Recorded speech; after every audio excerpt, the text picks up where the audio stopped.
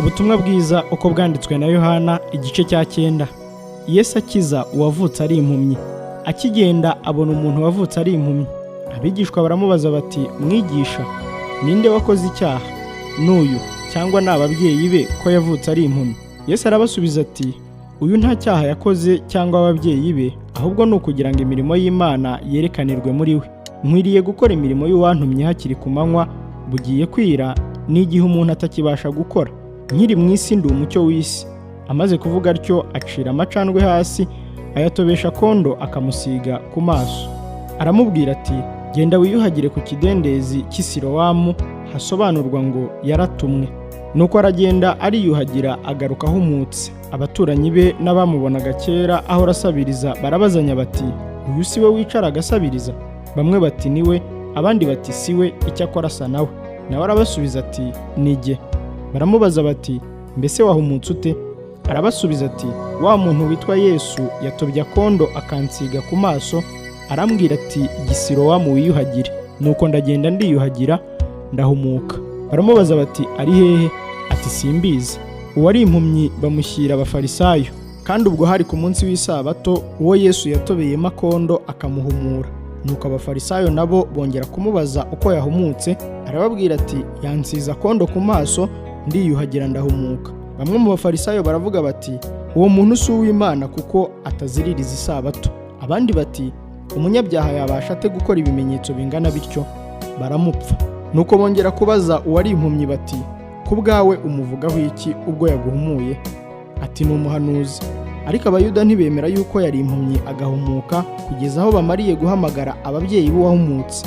Barababaza bati, uyu mwana wanyu muvuga ko yavutse ari impumyi, none yahumuwe n'iki?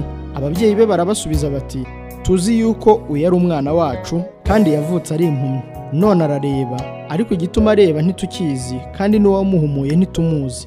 Nimumwibarize namwe, ni umugabo mukuru arivugira. Icyatumye ababyeyi be bavuga batyo nuko batinyaga Abayuda, kuko Abayuda bari bamaze guhuza inama yuko umuntu wese uzerura Yesu ko ari Kristo acibwa mu isinagogi. Nicyo cyatumye ababyeyi be bavuga bati, ni umugabo mukuru nimumwibarize.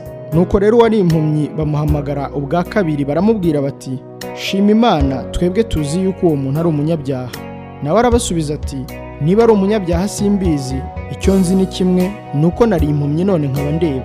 Baramubaza bati, yakugenjeje ate? Yaguhumuye ate? Arabasubiza ati, maze kubibabwira ntimwabyumva. Icyo mushakira kubyumva ubwa kabiri ni iki? Mbese namwe murashaka kuba abigishwa be? Baramutuka baramubwira bati, ni wowe mwigishwa we, ariko twebweho turi abigishwa ba Mose. Tuzi yuko Imana yavuganye na Mose, ariko uwo muntu ntituzi aho yaturutse. Arabasubiza ati, iri ni ishyano ko mutazi aho yaturutse, kandi ari we wampumuye. Tuzi yuko Imana itumva abanyabyaha, ariko uyubaha agakora ibyo ishaka, uwo ni we yumva. Uhereye kera kose ntihari haboneka umuntu wahumuye wavutse ari impumyi. Uwo muntu yaba atavuye ku Mana ntacyo yabashije gukora. Baramusubiza bati, wowe wavukiye mu byaha bisa, ni wowe utwigisha. Bamusunikira hanze. Yesu yumvise yuko bamusunikiye hanze aramushaka, amubonye aramubaza ati, mbese wizeye umwana w'Imana? Nawe aramusubiza ati, databuja, ninde nkamwizera? Yesu aramubwira ati, wamubonye kandi niwe muvugana. Nawe aramubwira ati, databuja, ndizeye. Aramupfukamira.